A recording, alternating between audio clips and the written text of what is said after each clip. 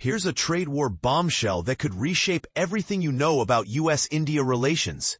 America just slapped India with a crushing 50% tariff rate, one of the steepest penalties in modern trade history. President Donald Trump has followed through on his aggressive promise, effectively doubling the tax burden on Indian imports from the previous 25% baseline he established just weeks earlier.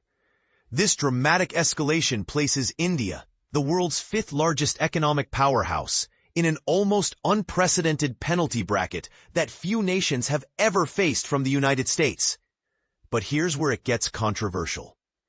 Trump's justification centers entirely on India's decision to continue purchasing Russian oil, essentially making New Delhi a target for what he calls financing Russia's war machine in Ukraine. The administration argues that every barrel of oil India buys from Russia helps fund Moscow's ongoing conflict with Ukraine. The timing couldn't be more politically charged. While Trump has been orchestrating separate diplomatic meetings with both Russian President Vladimir Putin and Ukrainian President Volodymyr Zelensky in hopes of brokering a peace agreement, those negotiations have hit a complete standstill. Critics are now asking, is punishing India actually helping or hindering these peace efforts? And this is the part most people miss.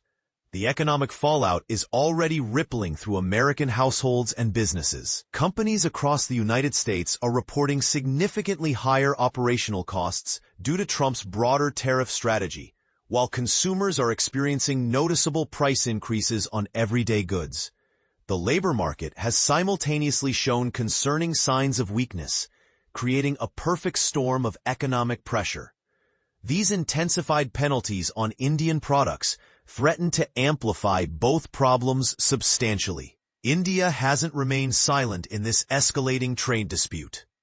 New Delhi has already signaled its intention to implement retaliatory measures against American goods, describing Trump's approach as fundamentally unfair. Indian officials have pointed out a glaring inconsistency in the administration's logic. Numerous other countries continue importing Russian oil without facing similar punishment.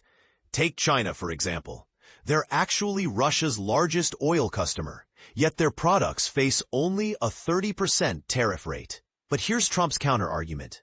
He's warned that additional countries purchasing Russian oil should expect similar treatment soon.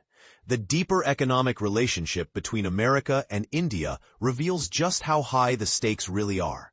Over the past decade, the trade deficit between these two nations has expanded dramatically, but interestingly, both countries have roughly doubled their import volumes from each other during the same period. Last year's trade numbers tell a compelling story.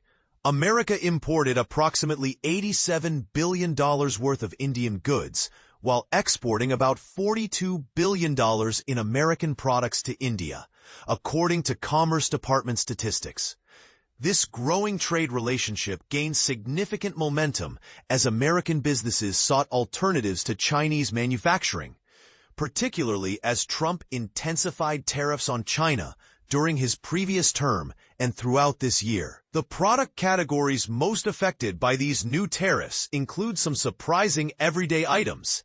India's top exports to America encompass pharmaceuticals that many Americans depend on, communications equipment including smartphones, and clothing. However, smartphones have received a special exemption from what Trump calls reciprocal tariffs. Here's a technical detail that matters.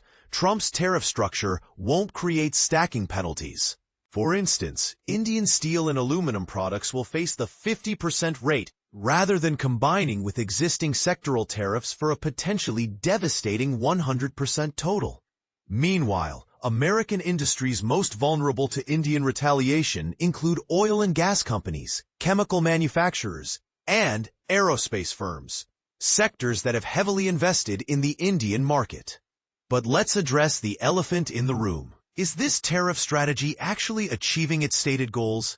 Or is it simply creating economic chaos while potentially undermining the very peace negotiations Trump claims to support? Some economists argue that punishing India, a democratic ally and crucial strategic partner in countering Chinese influence, could backfire spectacularly. by pushing New Delhi closer to Moscow and Beijing. Others contend that economic pressure represents the only language authoritarian regimes understand. What's your take on this controversial approach?